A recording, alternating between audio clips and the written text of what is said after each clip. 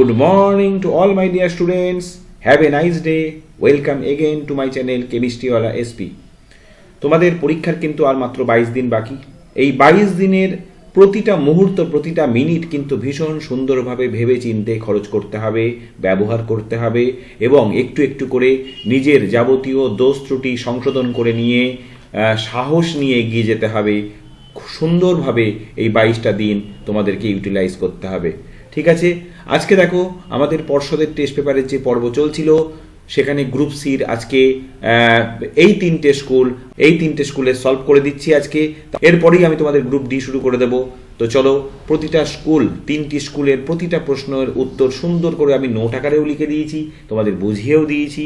প্রত্যেকটি প্রশ্ন সুন্দর করে নোট করা আছে, প্রত্যেকটি প্রশ্নের উত্তর কিন্তু সুন্দরভাবে তোমাদের বুঝতে হবে, তোমরা খাতায়ও লিখে নিও। ঠিক আছে, এই সঙ্গে ভিডিও শুরু করার আগে Nalanda Vidyapith, Ganipur Shitala high school, central girls higher secondary school, 3টি স্কুলেরই মাননীয় শিক্ষক শিক্ষিকাদের আমার সশ্রদ্ধ প্রণাম জানাই এবং আমার চ্যানেল তরফ থেকে কৃতজ্ঞতা জানাই।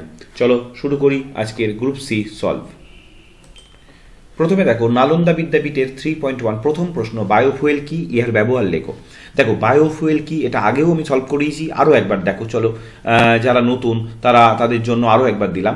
উদ্ভিদের মৃত অংশ এবং প্রাণীর বর্জ্য পদার্থ জ্বালানি রূপে ব্যবহৃত হয়ে শক্তি উৎপন্ন করে, একে বায়োফুয়েল বলে। তাহলে কি হলো, উদ্ভিদের মৃত অংশ এবং প্রাণীদের বর্জ্য পদার্থ থেকে যে শক্তি পাওয়া যায় তাকে বায়োফুয়েল বলে। ঠিক আছে, উদাহরণ কি, কাঠ হতে পারে, কৃষি বর্জ্য হতে পারে, গোবর হতে পারে।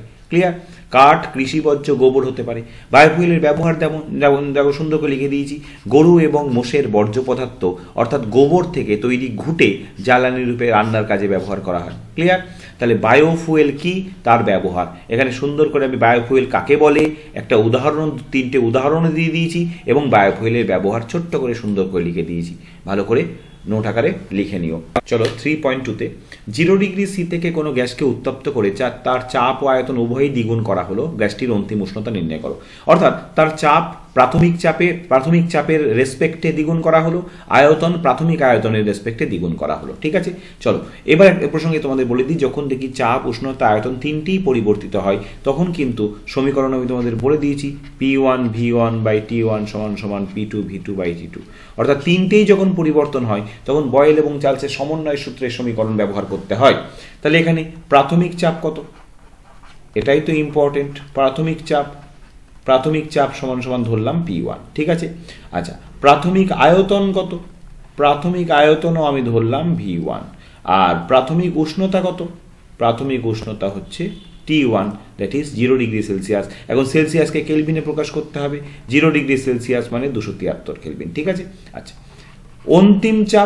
অন্তিম চাপ কত, পরিষ্কার বলেই দিয়েছে, অন্তিম চাপ দ্বিগুণ করা হয়েছে। তাহলে প্রাথমিক চাপ নিশ্চয়ই প্রাথমিক চাপের দ্বিগুণ, তার মানে P1 ছিল, তাহলে দ্বিগুণ মানে কত, 2P1। ঠিক আছে, আচ্ছা অন্তিম আয়তন কত, অন্তিম আয়তন দেখো বলছে আয়তনও দ্বিগুণ করা হয়েছে, কত ছিল, V1 ছিল, তাহলে আয়তন কত করা হলো, V1। ঠিক আছে, 2V1 এবং অন্তিম উষ্ণতা সেটাই তো বের করতে হবে, অন্তিম উষ্ণতা কত, T2 লিখে রাখো। এবার এখানে বসিয়ে দাও, P1 এর জায়গায় P1 বসাও, V1 এর জায়গায় V1 বসাই, T1 এর জায়গায় বসাও 273। ক্লিয়ার, P2 জায়গায় কি বসাবে, P2 জায়গায় বসাবে 2P1, V2 জায়গায় কি বসাবে, V2 জায়গায় বসাবে 2V1। কেন, এই যে P2 মানে অন্তিম চাপ, এই যে 2P1, আর V2 মানে অন্তিম আয়তন 2V1 বসিয়ে দিলে ডিভাইডেড বাই T2 বসিয়ে দাও। ক্লিয়ার, সুতরাং T2 সমান তাহলে কত হচ্ছে, 2P1 into 2V1 into 273 divided by P1 into V1। P1 কেটে গেল, V1 কেটে গেল, সুতরাং T2 সমান 4 ইন্টু 273। 4 ইন্টু 273 মানে কত, 4 ইন্টু 12 29 10 1092 কেলভিন।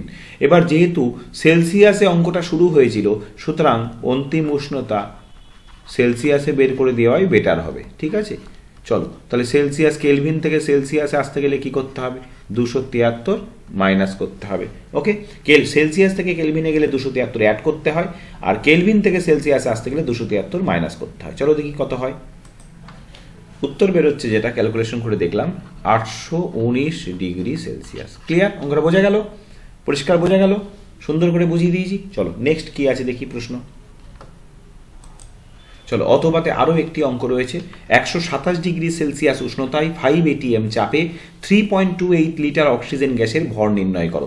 অক্সিজেনের আণবিক গুরুত্ব দেওয়া আছে, আর এর মান দেওয়া আছে। আমি তোমাদের বারে বারে বলেছি যখন কোনো গ্যাসের ভর, আণবিক গুরুত্ব, ভর এইসবের ব্যাপার চলে আসবে, অ্যাটমসফিয়ার চাপ, আয়তন লিটারে থাকবে, এইরকম পরিস্থিতি যখন আসবে তখন কিন্তু আদর্শ গ্যাস সমীকরণের মাধ্যমে অঙ্কটা সলভ হবে। আদর্শ গ্যাস সমীকরণ আমরা কি জানি?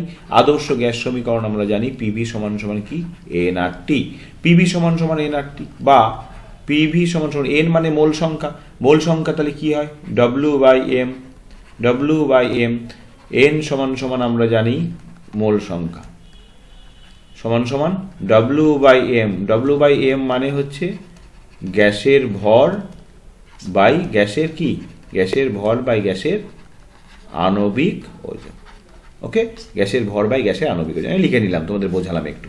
চলো এবার কি বের করতে হবে? অক্সিজেন গ্যাসের ভর বের করতে হবে, তার মানে ডব্লিউ বের করতে হবে। তার মানে ডব্লিউ সমান সমান রাখলাম শুধু বাদিকে, বাকি সবগুলোকে আমি কি করলাম? পিভিএম বাই আরটি, সবগুলোকে ডান দিকে নিয়ে চলে গেলাম। দেখো ডব্লিউটাকে শুধু বাদিকে রাখবো, আমি এটাকে ঘুরিয়ে দিলাম, ডব্লিউ বাই এম আরটি সমান পিভি। তাহলে ডব্লিউ সমান সমান কি হবে? ডব্লিউ সমান সমান হবে, বলো কি হবে? পিভিএম। ডব্লিউ সমান সমান হবে পিভিএম বাই আরটি। ঠিক আছে, দেখো এইবার সমস্ত ভ্যালুগুলো বসিয়ে দাও। দেখো পি এর ভ্যালু কত দেওয়া আছে? এই দেখো 5 ATM চাপ, বসিয়ে দাও। ভি কত দেওয়া আছে? এই দেখো 3.28 লিটার, কোনো অসুবিধা নেই। দেখো যেহেতু আর এর মান, মোলার গ্যাস ধ্রুবকের মান লিটার অ্যাটমসফিয়ারে দেওয়া আছে, এখানে চাপও এটিএম এ আছে, লিটার আয়তনও লিটারে আছে, কোনো প্রবলেম নেই। এম কত? অক্সিজেন গ্যাসের আণবিক ওজন কত দেওয়া আছে? 32, বসিয়ে দাও। আচ্ছা নিচে চলে আসো, আর এর ভ্যালু কত দেওয়া আছে? 0.082। বেশ, আর টি কত দেওয়া আছে? আচ্ছা টি মানে কিন্তু পরম তাপমাত্রা, কিন্তু এখানে দেখো সেলসিয়াসে দেওয়া আছে, তাহলে এখানে বের করে নিতে পারি আমরা। কত? 273 অ্যাড করতে হয়, তোমরা জানো তাই তো। কত হচ্ছে? 10 4 কত? 400 কেলভিন। বসিয়ে দাও 400 কেলভিন। ওকে, সব বসিয়ে দিলাম। সুতরাং ডব্লিউ সমান গ্যাসের ভর সমান সমান, এবার ক্যালকুলেট করে দেখি কত বেরোচ্ছে। চলো দেখি, চলো ক্যালকুলেশন করে যেটা পেলাম আমি, ডব্লিউ সমান সমান 16। তাহলে 16 কি? গ্রাম হবে। সুতরাং অক্সিজেন গ্যাসের, এখানে উত্তরটা লাস্টে লিখে দিও, হ্যাঁ। সুতরাং অক্সিজেন গ্যাসের ভর সমান সমান কত? 16 গ্রাম। ওকে, অক্সিজেন গ্যাসের ভর 16 গ্রাম। চলো নেক্সট প্রশ্ন দেখি। আচ্ছা বুঝতে তো কোনো অসুবিধা হলো না নিশ্চয়ই। পিভি সমান সমান এনআরটি সমীকরণ বসালাম। এন হচ্ছে মোল সংখ্যা, মোল সংখ্যা মানে আমরা জানি গ্যাসের ভর বাই গ্যাসের আণবিক ওজন। যেহেতু গ্যাসের ভর বের করতে হবে, মোল সংখ্যাটাকে আমি ডব্লিউ বাই এম এ প্রকাশ করে নিলাম। এবার এ ডব্লিউ বের করতে হবে মানে সমস্ত বাকি তথ্যগুলো সব ডান দিকে নিয়ে চলে এলাম, রাশিগুলো ডান দিকে নিয়ে চলে এলাম। ডব্লিউ সমান সমান পিভিএম বাই আরটি। এবার সমস্ত মানই আমরা জানি। পি এর মান জানি 5 ATM দেওয়া আছে, 5 বসে গেল। ভি এর মান জানি 3.28 বসে গেল। আর এম এর মান জানি গ্যাসের আণবিক ওজন, অক্সিজেনের আণবিক ওজন 32 বসে গেল। আর মোলার গ্যাস ধ্রুবক দেওয়া আছে, বসিয়ে দিলাম। আর টি 127 ডিগ্রি সেলসিয়াস আছে, 400 কেলভিন, বসিয়ে দিলাম, হয়ে গেল 16 গ্রাম। ওকে, চলো নেক্সট প্রশ্ন দেখি। চলো 3.3-তে লেন্সের আলোক কেন্দ্রের সংজ্ঞা দাও। এখানে সুন্দর করে তোমাদের আমি সংজ্ঞাটা লিখে দিয়েছি, তারপর আমি তোমাদের বুঝিয়েও দিচ্ছি। চলো, কোনো আলোকরশ্মি লেন্সের একটি তলে আপতিত হয়ে প্রতিসরণের পর যদি লেন্সের বিপরীত তল থেকে আপতিত রশ্মি সমান্তরালে নির্গত হয়, তবে লেন্সের ভিতরে ওই রশ্মির গতিপথ লেন্সটির প্রধান অক্ষকে যে বিন্দুতে ছেদ করে সেই বিন্দুকে ওই লেন্সের আলোক কেন্দ্র বলা হয়। সুন্দর করে আমি সংজ্ঞাটা লিখে দিলাম, এবার বুঝিয়ে দিই। চলো ধরে নিলাম এইটা হচ্ছে উত্তল লেন্স আর এইটা প্রধান অক্ষ, ঠিক আছে। এবার ধরা যাক কোনো একটা আলোকরশ্মি লেন্সের এই পৃষ্ঠে এসে এইভাবে আপতিত হলো, ধরো এইভাবে আপতিত হলো। এবার এইভাবে আপতিত হয়ে এই যে লেন্সের মধ্যে দিয়ে গেল, এই যে লেন্সের মধ্যে দিয়ে উল্টো দিক থেকে বিপরীত পৃষ্ঠ থেকে প্রতিসৃত হয়ে, আবার দেখো বিপরীত পৃষ্ঠতে প্রতিষ্ঠিত হয়ে দেখো আপতিত রশ্মির সঙ্গে সমান্তরালভাবে নির্গত হলো। তাহলে এই রশ্মিটা আর এই রশ্মিটা দেখো ভালো করে খেয়াল করো, এই রশ্মি আর এই রশ্মি পরস্পর সমান্তরাল তো, প্যারালাল তো। তাহলে যদি প্রতিসৃত রশ্মিটা আপতিত রশ্মি সমান্তরালভাবে নির্গত হয়, তবে ওই রশ্মিটি লেন্সের মধ্যে দিয়ে যাওয়ার সময় লেন্সের প্রধান অক্ষকে যে বিন্দুতে ছেদ করে তাকেই বলে লেন্সের আলোক কেন্দ্র। ওকে, তাকেই বলে লেন্সের আলোক কেন্দ্র। বোঝা গেল ব্যাপারটা? চলো নেক্সট প্রশ্ন দেখি। পরে অথবা একটি প্রশ্ন আছে স্বল্পদৃষ্টি কাকে বলে, এই ত্রুটি কিভাবে দূর করা যায়। দেখো স্বল্পদৃষ্টি, যদি চোখ কাছের বস্তুকে স্পষ্ট দেখতে পাই কিন্তু দূরের বস্তুকে স্পষ্ট দেখতে না পাই, তাহলে চোখের দৃষ্টিজনিত এই ত্রুটিকে স্বল্পদৃষ্টি বা হ্রস্বদৃষ্টি বা মায়োপিয়া বলা হয়। মনে থাকবে, চোখ কি করছে, কাছের বস্তুকে স্পষ্ট দেখতে। কোনো স্টুডেন্ট কি করছে, তার টেবিলের উপরে রাখা বইকে দেখতে পাচ্ছে কিন্তু দূরে ব্ল্যাকবোর্ডে যদি স্যার কিছু বোঝান সেটা পরিষ্কার দেখতে পাচ্ছে না, তাহলে দূরের বস্তুকে দেখতে পাচ্ছে না, তবে তার দৃষ্টিজনিত এই ত্রুটিকে বলা হবে স্বল্পদৃষ্টি। আচ্ছা, কারণ এখানে লিখে দিয়েছি, কারণটা অত ইম্পর্টেন্ট নয়, এটা যেহেতু স্বল্পদৃষ্টি কাকে বলে আর কিভাবে দূর করা যায় ত্রুটিটা সেটা, ফলে এইটা সম্পূর্ণ ঐচ্ছিক ব্যাপারে তুমি লিখতেও পারো না পারো, যদিও স্বল্পদৃষ্টি কাকে বলে সঙ্গে এটা একটু জড়িয়ে আছে, এত ডিটেলসে না লিখলেও চলবে। ঠিক আছে, চলো প্রতিকারের উপায়।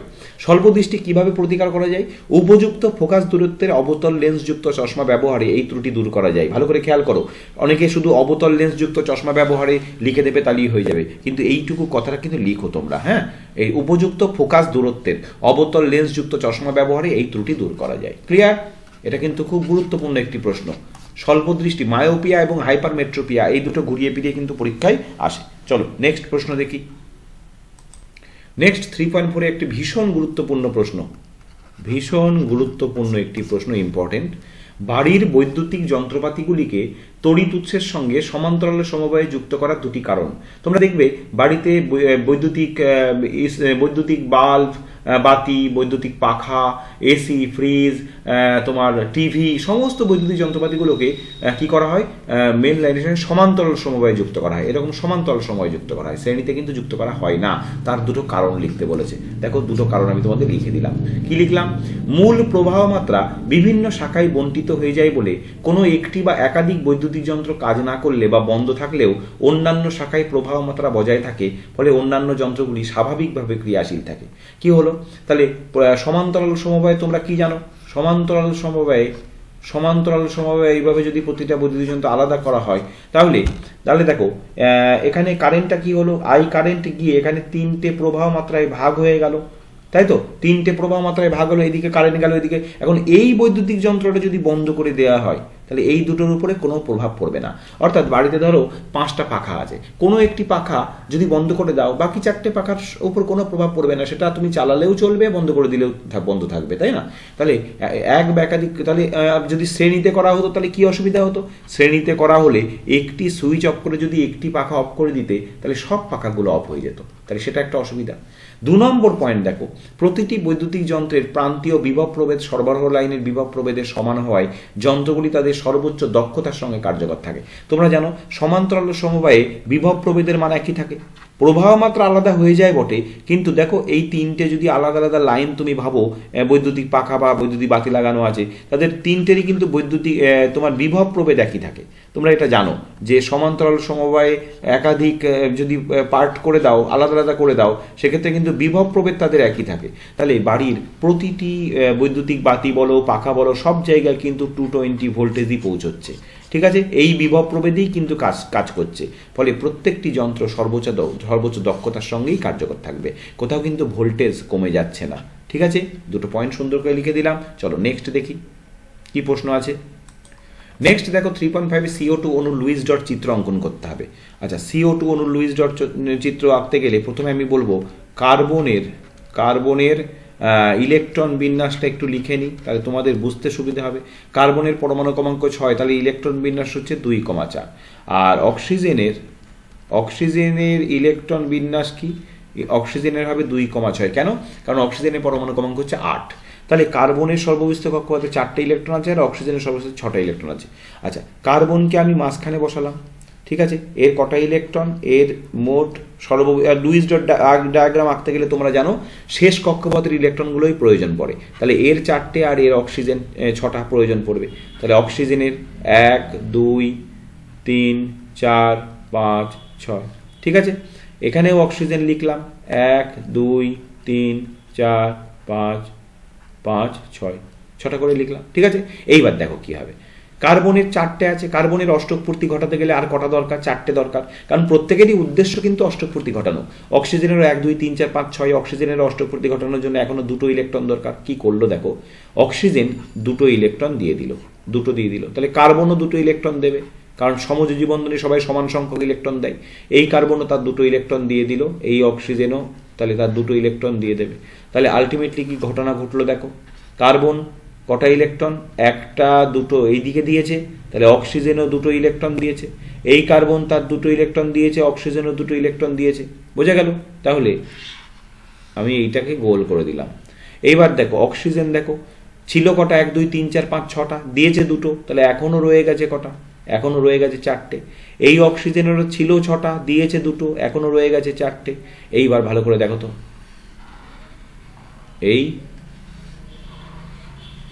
এবার কাউন্ট করো, কার্বনের কাউন্ট করো। এবার যেহেতু সমযোজী বন্ধন, তোমরা জানো বন্ধনে অংশগ্রহণকারী যে যুগ্ম ইলেকট্রন, সেই যে ইলেকট্রন জোড় গঠন হয়, সেই ইলেকট্রন জোড়গুলোকে উভয়ে সমানভাবে ব্যবহার করে, নিজের বলে মনে করে। তাহলে এই যে 4টি ইলেকট্রন, দুজনার দেওয়া 4টি ইলেকট্রনকে এও নিজের বলে মনে করবে সম্পূর্ণভাবে, এও নিজের বলে মনে করবে। তাহলে কার্বনের এখন কাউন্ট করো তো, এদিকে 4টে, এদিকে 4টে, তাহলে কার্বনের মোট ইলেকট্রন হলো 8টা।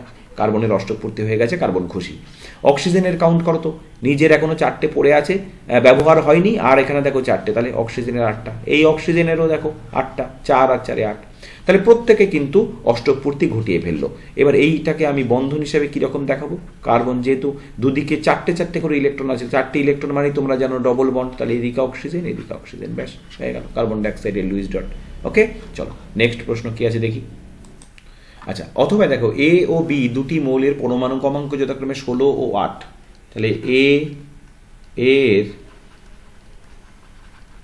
এর পরমাণু ক্রমাঙ্ক কত, পরমাণু ক্রমাঙ্ক হচ্ছে 16, আর বি এর পরমাণু ক্রমাঙ্ক কত, বি এর পরমাণু ক্রমাঙ্ক 8। বলছে এদের ইলেকট্রন বিন্যাস দেখিয়ে এদের বিক্রিয়ায় উৎপন্ন যৌগ সমযোজী না তড়িৎযোজী উল্লেখ করো। আচ্ছা, তাহলে এ এর ইলেকট্রন বিন্যাস করে ফেলো। 16 ইলেকট্রন বিন্যাস তো তোমরা জানো, এর ইলেকট্রন বিন্যাস কত হবে, 2, 8, 6, কে কক্ষপথে 2, এল কক্ষপথে 8টা, আর এম কক্ষপথে 6টা। আচ্ছা, বি এর ইলেকট্রন বিন্যাস করে ফেলো 8-এর, তার মানে 2, 6, কে কক্ষপথে 2 আর এল কক্ষপথে 6টা। ওকে, আচ্ছা এইবার একটা জিনিস দেখো, এ পরমাণুর সর্ববিষ্ট কক্ষপথে ইলেকট্রন আছে কটা, 6টা, আর বি পরমাণুর সর্ববিষ্ট কক্ষপথে ইলেকট্রন আছে 6টা। তাহলে উভয়েরই 6টা, আমি তোমাদের কি শিখিয়েছি, কোনো মৌলের সর্ববিষ্ট কক্ষপথে 1টা 2টো বা 3টে ইলেকট্রন থাকলে তারা কি হয়, তারা ধাতু হয়। আর কোনো মৌলের সর্ববিষ্ট কক্ষপথে 5, 6 বা 7টা ইলেকট্রন থাকলে তারা কি হয়, অধাতু হয়। তাহলে এখানে এরও সর্ববিষ্ট কক্ষপথে 6টা ইলেকট্রন, বি এরও সর্ববিষ্ট কক্ষপথে 6টা ইলেকট্রন। সুতরাং আমরা লিখতেই পারি, এখানে লিখতেই পারি, সুতরাং এ এবং বি উভয়েই কি, উভয়ই অধাতু, পরিষ্কার। এবার দুটো অধাতুর মধ্যে কি বন্ধন তৈরি হয়, আমরা জানি সর্বদাই দুটো অধাতুর মধ্যে সমযোজী বন্ধন তৈরি হয়। সুতরাং এ এবং বি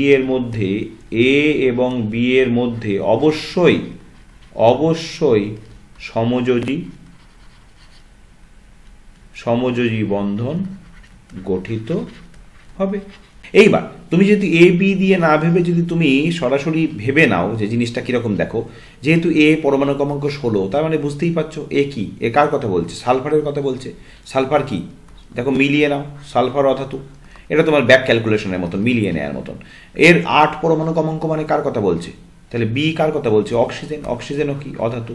এখন সালফার আর অক্সিজেনের মধ্যে কি যৌগ তৈরি হয়, সালফার ডাইঅক্সাইড, সেটা কি সমযোজী যৌগ। ওকে, চলো নেক্সট প্রশ্ন দেখি। নেক্সট কোয়েশ্চেন দেখো 3.6 সমযোজী যৌগ তড়িৎযোজী যৌগের মধ্যে পার্থক্য, দুটি পার্থক্য লেখো। আচ্ছা, সমযোজী যৌগ তড়িৎযোজী যৌগ আমি আগে থেকে দুটো পয়েন্ট লিখে রেখেছি, তড়িৎ পরিবাহিতা, স্ফুটনাঙ্ক। চলো, তড়িৎ পরিবাহিতার বেসিসে সমযোজী যৌগরা সাধারণত তড়িতের অপরিবাহী হয়। সমযোজী যৌগরা কি হয়, সমযোজী যৌগরা সাধারণত আয়ন উৎপন্ন করতে না পারায়, আমি লিখে দিলাম কারণটা, আয়ন উৎপন্ন করতে পারে না, তোমরা জানো আয়ন না পারায় তড়িতের কি হয়, তড়িতের কুপরিবাহী বা অপরিবাহী হয়।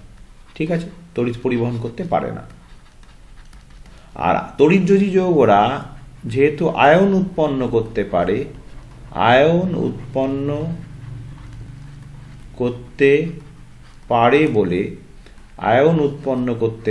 বলে তড়িতের কি হয়, তড়িতের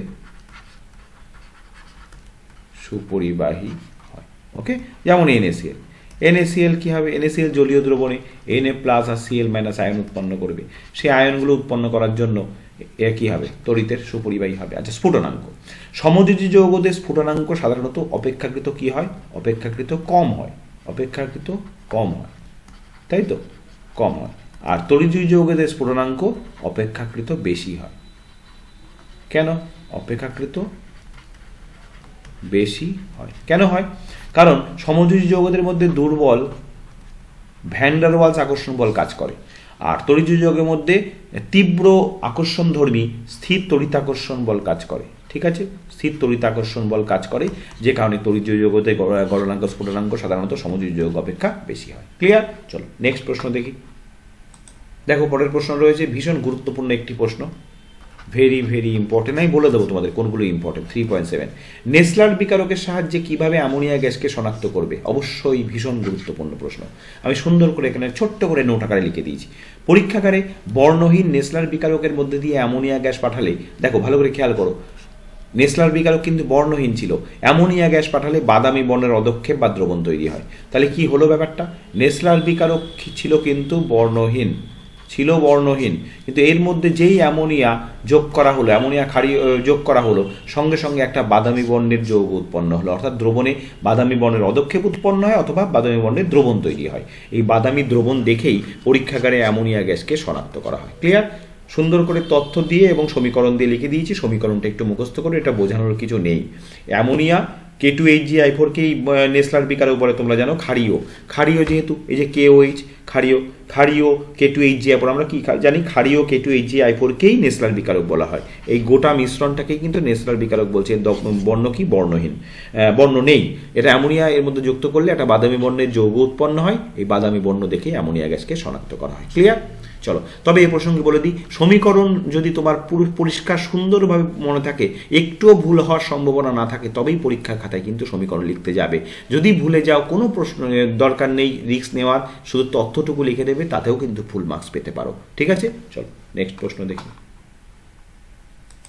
চলো 3.8-এ আরও একটি ভীষণ গুরুত্বপূর্ণ প্রশ্ন, আরও একটি ভীষণ গুরুত্বপূর্ণ প্রশ্ন। আর্দ্র বায়ুতে রাখা তামার মুদ্রায় অনেক দিন পর সবুজ আস্তরণ পড়ে কেন? অনেক দিন খোলা বাতাসে রাখা তামার মুদ্রার উপর ধীরে ধীরে অক্সাইডের সূক্ষ্ম আস্তরণ পড়ে, যা ধীরে ধীরে আর্দ্র বায়ুতে থাকলে সবুজ বর্ণ ধারণ করে। এর কারণ হলো কপারের গায়ে বায়ুর অক্সিজেন, কার্বন ডাইঅক্সাইড এবং জলীয় বাষ্পের ক্রিয়ায় সবুজ বর্ণের বেশি কপার কার্বনেটের একটি আস্তরণ পড়ে। এই কারণে কপারের নির্মিত মুদ্রার উপর সবুজ ছোপ পড়ে। ভালো করে দেখো, কপার, তার সঙ্গে বায়ুর জলীয় বাষ্প, কার্বন ডাইঅক্সাইড এবং অক্সিজেন বিক্রিয়া করে ক্ষারকীয় কপার কার্বনেট, এটাকে বলা হয় ক্ষারকীয় কপার কার্বনেট, এর বর্ণ হচ্ছে সবুজ বর্ণ। এই ক্ষারকীয় কপার কার্বনেট উৎপন্ন হওয়ার জন্যই অনেকদিন আর্দ্র বায়ুতে ফেলে রাখা তামার মুদ্রায় সবুজ বর্ণের একটা আস্তরণ পড়ে। সুন্দর করে আমি তোমাদের লিখে দিয়েছি, একদম ইকুয়েশন সহ। বোঝা গেল? আর্দ্র বায়ুতে রাখা তামার মুদ্রায় অনেকদিন পর সবুজ আস্তরণ পড়ে কেন? এটা একটা, তবে পরীক্ষায় তোমাদের অনেক সময় অবজেক্টিভও আসে যে সবুজ বর্ণের আস্তরণ, তার নাম কি, তার সংকেত কি, এগুলোও আসে। যাই হোক, একটা প্রশ্ন রেডি থাকলে সেখান থেকে তোমার ওই অবজেক্টিভই আসুক, MCQ আসুক, 2 নম্বরের প্রশ্নই আসুক, সব রকম প্রশ্নের উত্তরই দেওয়া সম্ভব যদি প্রশ্নটাকে সুন্দর করে উত্তর রেডি রাখতে পারো। চলো নেক্সট কোয়েশ্চেন কি আছে দেখি। তবে এই প্রসঙ্গে তোমাদের আমি বলে দিই, আমি এগুলো তোমাদের ভিডিও এই হাতেও লিখতে পারতাম, কিন্তু তোমাদের হাতে লিখতে গেলে ভিডিওটা অসম্ভব বড় হয়ে যেতে, সুন্দর করে নোট আকারে প্রতিটা প্রশ্ন সুন্দর করে সমীকরণ সহ লিখিয়ে দিয়েছি। প্রত্যেকটা কিন্তু স্ক্রিনশট নিয়ে হোক, ভিডিও পজ করে হোক, প্রত্যেকটি প্রশ্নের উত্তর সুন্দরভাবে তোমরা কিন্তু লিখে নিয়ে রেডি করো। ওকে, চলো পরের প্রশ্ন দেখো। অথবা অতি সক্রিয় ধাতুগুলিকে নিষ্কাশনের জন্য কার্বন বিজারণ পদ্ধতি ব্যবহার করা হয় না কেন? দেখো ভালো করে দেখো, কার্বন বিজারণ পদ্ধতিতে কি করা হয় আগে বুঝে নাও, তারপরে আমি আসছি পরের প্রশ্ন। এটা শুনে সুন্দর করে লিখে নিও, এটা বোঝাতে হবে বলে আমি আর লিখিনি। কার্বন বিজারণ পদ্ধতিতে কি করা হয়? কার্বন বিজারণ পদ্ধতিতে দেখো, কার্বন বিজারণ পদ্ধতিতে অপেক্ষাকৃত কম সক্রিয় ধাতু যারা, যেমন ধরো একটা উদাহরণ দিয়ে বুঝিয়ে দিই, ধরো জিঙ্ক। জিঙ্ক কি করেছে? অক্সিজেনের সঙ্গে যুক্ত হয়ে জিঙ্ক অক্সাইড উৎপন্ন করেছে। এখন জিঙ্ক যেহেতু কম সক্রিয়, তাহলে তার সঙ্গে অক্সিজেনের যে বন্ডিংটা তৈরি হবে সেটা নিশ্চয়ই ভীষণ স্ট্রং কিছু হবে না। এইবার দেখো, এর সঙ্গে যখনই কার্বন বিক্রিয়া করলো, এখন কার্বনের অক্সিজেনের প্রতি আসক্তি জিঙ্কের তুলনায় বেশি। স্বাভাবিকভাবেই জিঙ্ক অক্সিজেনের সঙ্গে যে যুক্ত রয়েছে সেটা বন্ডিংটা অতটা স্ট্রং হবে না। তখন কি হবে, কার্বন কি করবে, এই জিঙ্ক অক্সাইড থেকে জিঙ্ককে প্রতিস্থাপিত করে দেবে, দূর করে দেবে, দিয়ে নিজে অক্সিজেনের সঙ্গে যুক্ত হবে, হয়ে কার্বন মনোক্সাইড তৈরি করবে। তাহলে জিঙ্ক ধাতুটা কি হয়ে গেল, জিঙ্ক ধাতুটা অধক্ষিপ্ত হয়ে গেল, অর্থাৎ ধাতুটাকে আমি মুক্ত অবস্থায় পেলাম। এই যে নীতি, এই নীতি হচ্ছে কার্বন বিজারণ পদ্ধতির নীতি, বোঝা গেল। অর্থাৎ যে সমস্ত ধাতু কম সক্রিয়, তারা যখন কোনো অক্সাইড যৌগ তৈরি করছে, সেই অক্সাইড যৌগে সেই ধাতুগুলোর অক্সিজেনের সঙ্গে যুক্ত হওয়ার প্রবণতা খুব কম থাকার জন্য বা আসক্তি কম থাকার জন্য তাদের মধ্যে বন্ধনটাও কম দুর্বল হচ্ছে। স্বাভাবিকভাবেই সেই অক্সিজেনের প্রতি সেই ধাতুর আসক্তির তুলনায় কার্বনের আসক্তি বেশি থাকার জন্য কার্বন সেই অক্সিজেনকে নিয়ে নিচ্ছে, নিয়ে কার্বন মনোক্সাইড তৈরি করছে আর ধাতুটাকে মুক্ত করে দিচ্ছে। কিন্তু যদি অতি সক্রিয় ধাতু হয়, অতি সক্রিয় ধাতু সাপোজ ধরো ক্যালসিয়াম অক্সাইড আর কার্বন, সেখানে কিন্তু এই বিক্রিয়া ঘটবে না। কেন ঘটবে না? কারণ ক্যালসিয়ামের সক্রিয়তা অনেক বেশি। ক্যালসিয়ামের সক্রিয়তা অনেক বেশি হওয়ায় কি হচ্ছে, অক্সিজেনের প্রতি আসক্তি কার্বনের থেকে অনেক বেশি, পরিষ্কার কথা, অনেক বেশি। স্বাভাবিকভাবে ক্যালসিয়ামের যেহেতু অক্সিজেনের প্রতি আসক্তি অনেক বেশি, কার্বনের থেকেও বেশি, স্বাভাবিকভাবে ক্যালসিয়াম অক্সাইড থেকে অক্সিজেনকে কার্বন কি বের করতে পারবে না। স্বাভাবিকভাবেই ক্যালসিয়াম ধাতু মুক্ত হওয়া আর কার্বন মনোক্সাইড তৈরি হওয়ার কোনো প্রশ্নই আসছে না। সেই জন্য অতি সক্রিয় ধাতুগুলিকে নিষ্কাশনের জন্য কার্বন বিজারণ পদ্ধতি ব্যবহার করা হয় না। সেক্ষেত্রে যেটা ব্যবহার করা হয় সেই পদ্ধতির নাম তড়িৎ বিশ্লেষণ পদ্ধতি বা তড়িৎ বিজারণ পদ্ধতি। ওকে, তড়িৎ বিশ্লেষণ পদ্ধতি বা তড়িৎ বিজারণ পদ্ধতি। কোন ধাতুগুলিকে নিষ্কাশন করা হয়? Potassium, calcium, sodium, magnesium, aluminium, এই সমস্ত ধাতুগুলোকে তড়িৎ বিশ্লেষণ পদ্ধতি দ্বারা নিষ্কাশন করা হয়, কার্বন বিজারণ পদ্ধতিতে নিষ্কাশন করা যায় না। চলো নেক্সট প্রশ্ন দেখি। দেখো 3.9 অ্যাসিটিলিন থেকে ethane, acetylene CH triple bond CH, acetylene নিলাম। অ্যাসিটিলিনকে কি করলাম?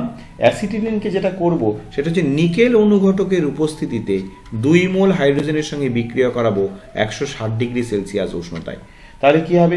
160 ডিগ্রি সেলসিয়াস উষ্ণতায় 2 মোল বিক্রিয়া করালে আলটিমেটলি তৈরি হবে ইথেন। এটাকে একটু ভেঙে চুরে তুমি এটুকু পরীক্ষা লিখলেই তোমরা 2 পাবে। এবার আমি একটু বোঝাচ্ছি।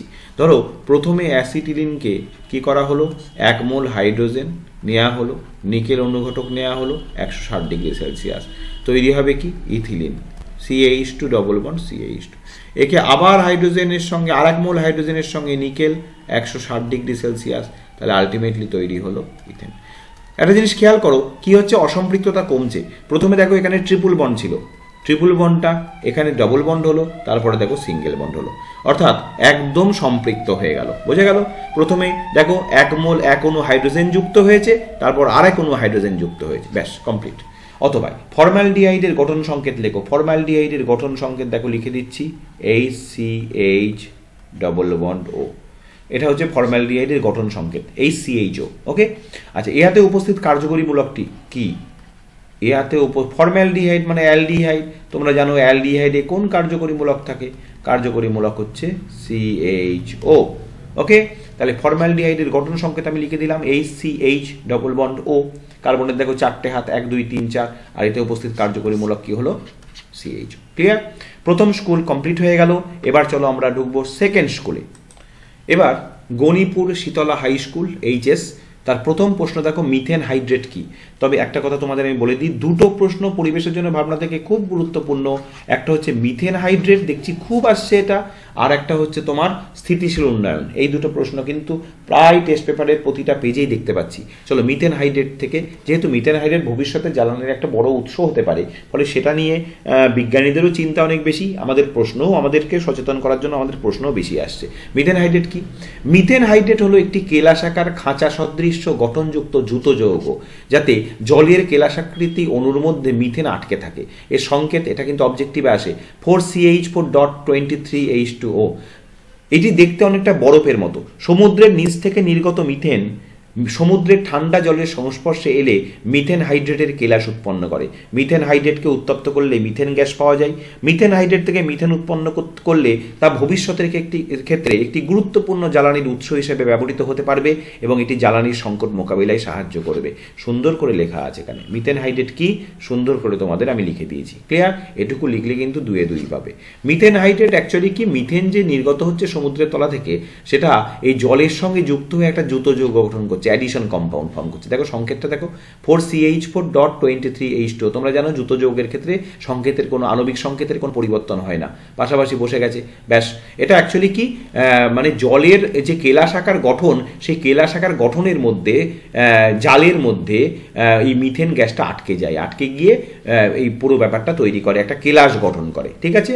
এটা কিন্তু এখান থেকে মিথেন হাইড্রেট থেকে মিথেন গ্যাস উৎপন্ন হয়। আর মিথেন গ্যাস তোমরা জানো একটা উৎকৃষ্ট জ্বালানি, সেই জন্য ভবিষ্যতে এটা শক্তির সংকট মোকাবিলায় একটা গুরুত্বপূর্ণ হাতিয়ার আমাদের হতে পারে। চলো নেক্সট প্রশ্ন কি আছে দেখি।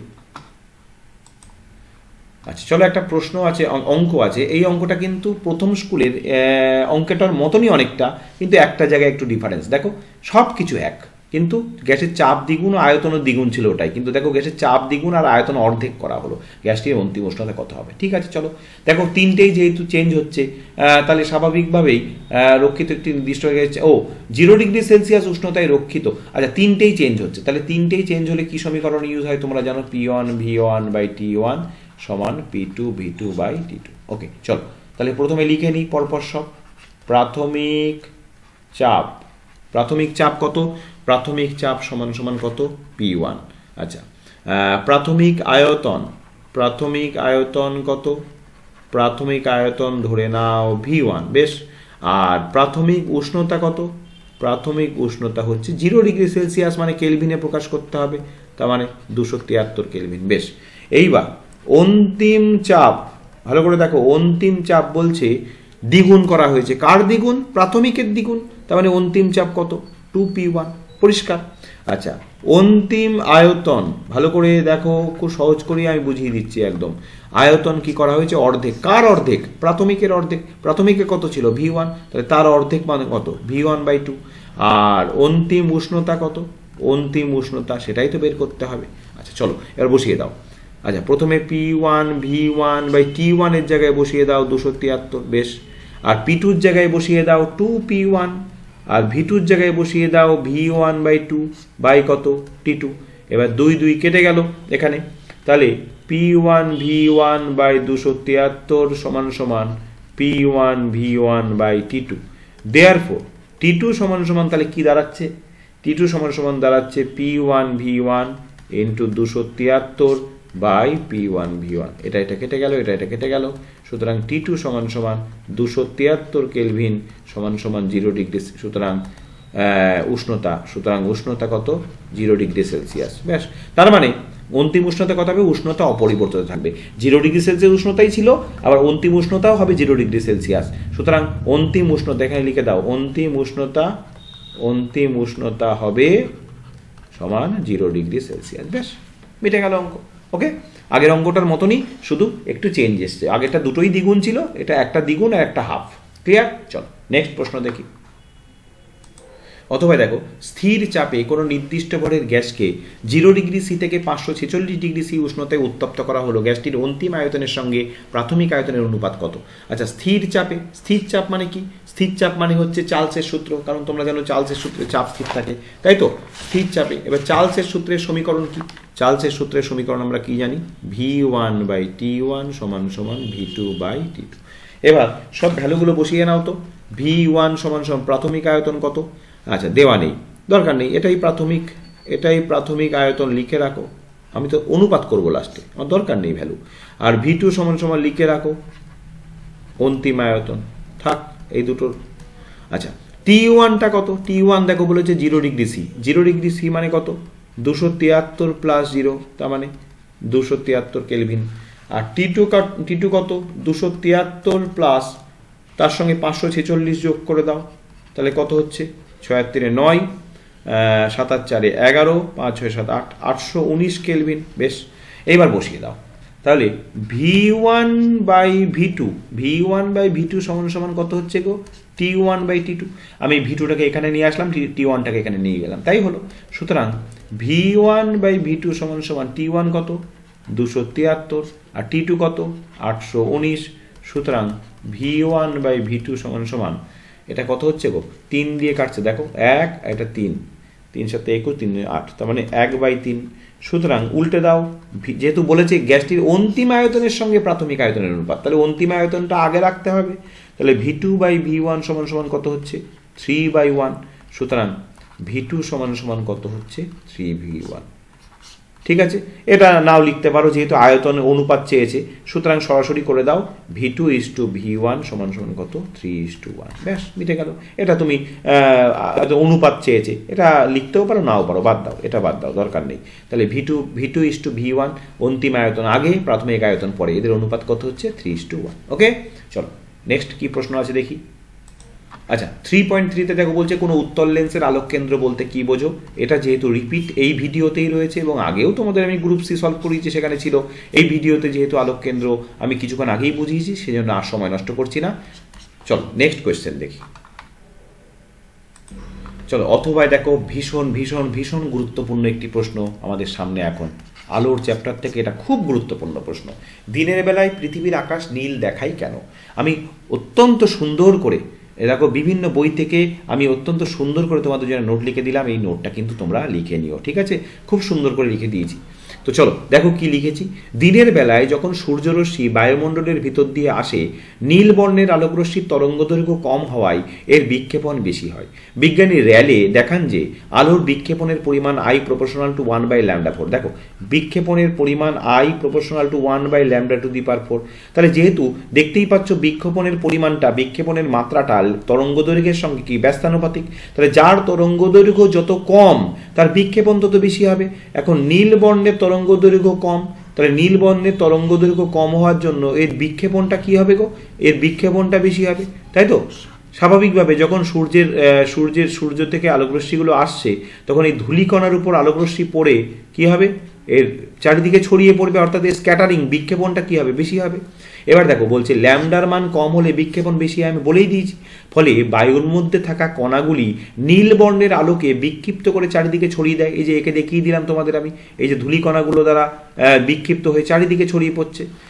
তাছাড়া আর একটা কারণ আছে, নীল বর্ণের প্রতি আমাদের চোখ বেশি সংবেদনশীল, আমাদের চোখ নীল বর্ণের প্রতি অত্যন্ত সংবেদনশীল। তাই এই দুটো কারণের জন্য বিক্ষিপ্ত আলোকরশ্মি আমাদের চোখে এসে পৌঁছায় এবং আমরা আকাশকে নীল দেখি। সুন্দর করে লিখে দিলাম, তোমরা স্ক্রিনশট নিয়ে হোক, ভিডিও পজ করে হোক, এটা কিন্তু সুন্দর করে লিখে নিও, এটা পরীক্ষায় আসার কিন্তু ভীষণ সম্ভাবনা। ঠিক আছে, দিনের বেলায় পৃথিবীর আকাশ নীল দেখাই কেন? চলো নেক্সট প্রশ্ন দেখি। দেখো 3.4-এ তড়িৎ চুম্বকীয় আবেশ সংক্রান্ত লেঞ্জের সূত্রটি লেখো।